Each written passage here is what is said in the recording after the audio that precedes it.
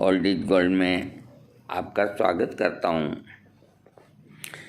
फिर वही दिल लाया हूँ, वो बात तो नहीं है, लेकिन दिल तो है ही है जो आपके लिए लाया हूँ मैं। आज मैं आपको होम्योपैथिक के अंदर कुछ विशेष जानकारी, जिसको अभी तक मैं जहाँ तक समझता हूँ, यदि किसी ने बताया भी है तो मुझे मालूम नहीं, और यदि किसी ने पूछा है तो मालूम नहीं, लेकिन मुझे व्हाट्सएप में पूछा गया, उसका जवाब मैं देता हूँ। अब जैसे हमने कोई वीडियो डाला, उसके अंदर वीडियो के अंदर नक्सवमी का 200 का वीडियो डाला, दिन में 2 बार लेना, तो प्रश्नकर्ता ने पूछा हमारे से कि नक्सवमिका का 200 पोटेंसी में 2 बार ले लें, और अगर हम 7 के अंदर इसका मदर टिंचर 3-4 बूंद वो भी 2-3 बार ले लें तो क्या होगा? कहीं हमारे शरीर में कॉकटेल तो नहीं बनेगा? कहीं हैंगओवर तो नहीं होगा? क्या ये उचित है या लाभ ज़्यादा होगा या लाभ नहीं होगा? हम बड़े धर्म संकट में, तो हमने एक ही बात कही कि ऐसी परिस्थिति अगर आती है तो जैसे मान लीजिए कि किसी बहन बेटी के ब्लीडिंग बहुत ज़्यादा हो रही है, योनि मार्ग से बंद नहीं हो रही, डॉक्टर कहते हैं कि यूटरस बाहर निकालेंगे और कोई चारा नहीं। ऐसी परिस्थिति के अंदर कोई भी दवाई, जैसे फिकस रिलीजोसा या फिकस इंडिका, ये रक्तस्राव को रोकने की होम्योपैथिक में सबसे बेस्ट मेडिसिन है। तो फिकस रिलीजोसा, इसमें ज़्यादा ताकत है, पीपल की है, ये जो पीपल का पेड़ होता है उससे बनती है। मैंने अभी वीडियो भी दिया था 1-2 दिन पहले। तो मान लीजिए फिकस रिलीजोसा ही उसका रक्तस्राव रोक सकता है, तो उसको मदर टिंचर के अंदर 20-20 बूंद दिन में 5 बार, जब तक ब्लीडिंग कम नहीं होता है तब तक 5 बार दें, और 2-3 दिन बाद जैसे कम होता है तो 4 बार दें, और यूँ इस तरह करते करते 11 दिन तक 3 बार पे ले आएं। अब सवाल ये है कि ये ब्लीडिंग जल्दी चेक होना ज़रूरी है, क्योंकि रोगिणी पहले से ही काफ़ी वीक हो गई। तो मैं कभी कभी ऐसा भी करता हूँ कि फिकस रिलीजोसा का मदर टिंचर तो दे ही रहा हूँ, साथ में फिकस रिलीजोसा 200 पोटेंसी, वो भी दिन के अंदर 3 बार 10-11 दिन तक, यानी कि मदर टिंचर भी 3-4 बार और पोटेंसी भी 3-4 बार, 3 बार 200 पोटेंसी, या मान लीजिए 30 है तो 4 बार पोटेंसी मैं देता हूँ। और उसके जो परिणाम जो आए वो अच्छे आए,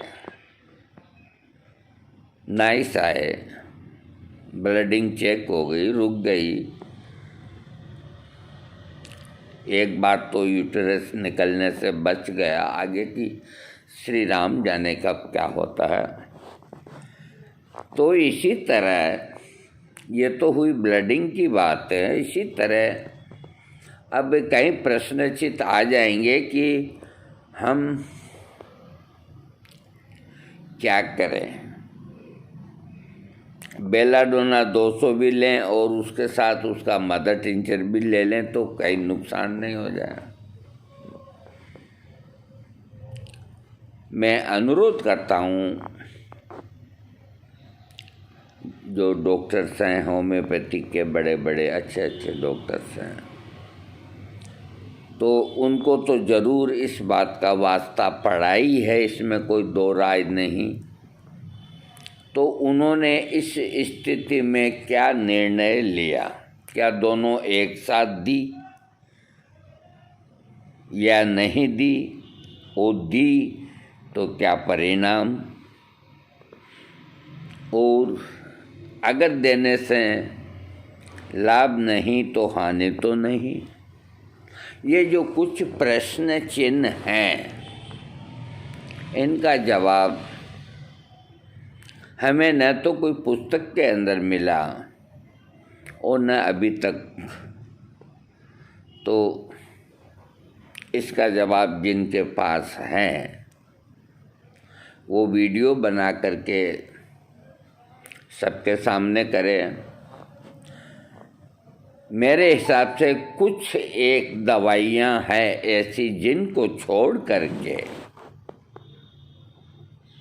बाकी जो सेफ दवाइयाँ हैं उनका मदर टिंचर साथ में लेने से कोई हानि नहीं होगी। जैसे लीवर कमज़ोर है तो चेलिडोनियम मेजस से मदर टिंचर 15-15 बूंद दिन में 4 बार, साथ में चेलिडोनियम 30 4 बार दे सकते हैं, या चेलिडोनियम 200 सुबह शाम दे सकते हैं। मतलब एक ही दवा का मदर टिंचर्स और एक ही दवा की पोटेंसी। अब सवाल ये है कि किसी को दवा सजेस्ट हुई लेकेसिस 200, तो उसे तो लेकेसिस 200 जो अमेरिका का एक बहुत जहरीला सांप होता है उससे बनती है दवाई है, जिंदगी देने वाली दवा है, हृदय रोगों की दवा है, हाई ब्लड प्रेशर की दवा है और कई रोगों की दवा है। कभी इस पे भी वीडियो देंगे। तो वो सांप के जहर से बनी है, इसलिए उसका मदर टिंचर नहीं, तो वो आपको सेपरेट ही लेनी पड़ेगी, अथवा उसके साथ में उसकी जो सहायक कोई दवा है, मान लीजिए उसके साथ में उसकी सहायक दवा जैसे हाई ब्लड प्रेशर के लिए लेकेसिस दे रहे हैं सुबह शाम 200 पोटेंसी, तो उसके साथ में मदर टिंचर, ट्रेटेगस, अर्जुन या जो भी बीपी को कम करने वाला गोल्ड्रोफ इत्यादि का प्रयोग कर सकते हैं। तो ये जो जहरीली चीज़ें हैं और उपविषों में आती है आयुर्वेद के अंदर, जिसमें नक्सोमिका, कुचला, एनाकार्डियम भिलावा और काफ़ी दवाइयाँ ऐसी है, एकोनाइट, वत्सनाग, तो आयुर्वेद में इनका शुद्धिकरण करके फिर प्रयोग किया जाता है, और वो भी एक शुद्धिकरण होने के बाद में भी फिक्स डोज, ये नहीं कि फिर फकीर लगा ले।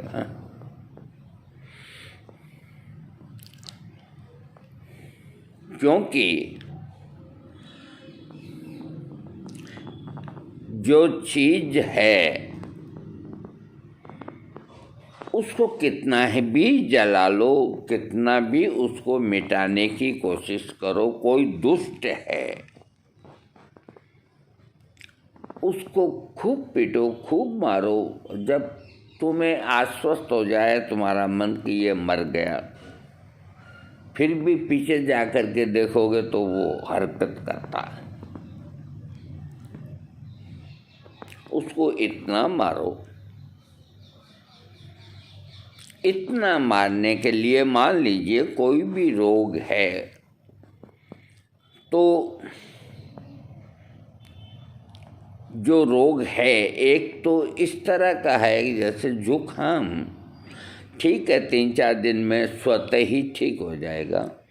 कुछ नवीन रोग जो ये होते हैं तो आते हैं जैसे स्पीड से वैसे ही जाते हैं उसी स्पीड से। और जब पुराने रोगों में नया रोग प्रवेश कर जाता है, जैसे अस्थमा का रोगी है और वो जुकाम खा जाता है, तो पहले इलाज अस्थमा का होना चाहिए या जुकाम का होना चाहिए? तो पहले नवीन रोग जो शरीर में प्रवेश किए हैं पहले उनका इलाज हो, बाकी वो जो पुराना रोग है उसकी दवा फिर चालू रखें। ऐसा नहीं कि नवीन रोग की अवज्ञा करें कि मैं दमा का पेशेंट हूँ, बलाटा ले रहा हूँ इसलिए मैं दूसरी दवाई लूँ या नहीं।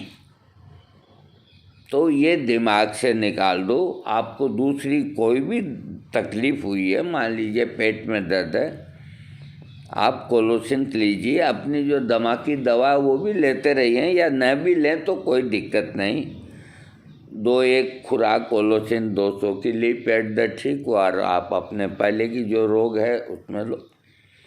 तो मेरे कहने का मतलब ये है कि जो शरीर में पहले से पुराने रोग हैं, जैसे हाई ब्लड प्रेशर, जैसे शुगर, जैसे दमा, अस्थमा, ऐसी कई जटिल बीमारियां हैं जो इंसान के मृत्यु तक उसके साथ रहती है, तो उनके बीच में कोई नवीन रोग आ जाता है, जैसे चोट लग गई है, आँख निगाह कमज़ोर हो गई है, ऑपरेशन कराना है, दांत उखड़वाना है, कान से कम सुनाई देना है, ऐसे कई जो रोग अन्य आ जाते हैं तो पहले उनका उपचार करना चाहिए। उसके बाद अपनी जो पहले की तकलीफ़ है उसकी दवा चालू करनी चाहिए। दोस्तों, मैंने देखो मैं जितना जानता हूँ मैंने आपको समझाया, और आज के वीडियो में अगर आप गौर से समझेंगे तो आपकी कई मुश्किलात है वो हल हो जाएगी। ये मेरा वादा है आपसे। आपकी अगर कोई चीज़ समझ में नहीं आए मुझसे पूछ लें। और जाते जाते मैं एक बात ये कहना भूल गया कि इन होम्योपैथिक दवाओं में एक दूसरे की विरोधी दवा होती है, कि जैसे एपिस के बाद हाथों हाथ रेस्टॉक्स नहीं देना या रेस्टॉक्स देने के साथ साथ एपिस हाथों हाथ नहीं देना, क्योंकि आपस में इनके मेल नहीं है, लेकिन कुछ अंतराल के पश्चात दे सकते हैं। वो पोटेंसी पे निर्भर करता है। मान लीजिए रेस्टॉक्स 10 दिन दी और लक्षण आ गए एपिस के जो उसकी विरोधी दवा है, तो 30 पोटेंसी जो दी हुई है तो 4-5 दिन वेट करें, या बीच में एक खुराक नक्स ओमिका की 200 की दे करके जो पहले दवा दी हुई है उसको बेअसर करके एपिस में लिफा दे सकते हैं। रेस्टॉक्स कोई नुकसान नहीं करेगा, लेकिन ऐसा आप कभी ना करें कि जो विरोधी दवा है रेस्टॉक्स की एपिस है और कई दवाओं की आपस में इस तरह से है, उनको एक तो कॉम्बिनेशन में एक साथ न मिलाएं। और उनको एक साथ न खाएं। ये इस बात का थोड़ा ध्यान रखें। और जहाँ तक हो सिंगल मेडिसिन लें और एक आध मदर टिंचर साथ में लें, तो होम्योपैथिक के अंदर रोग मुक्त होने का बड़ा सरल ये तरीका है।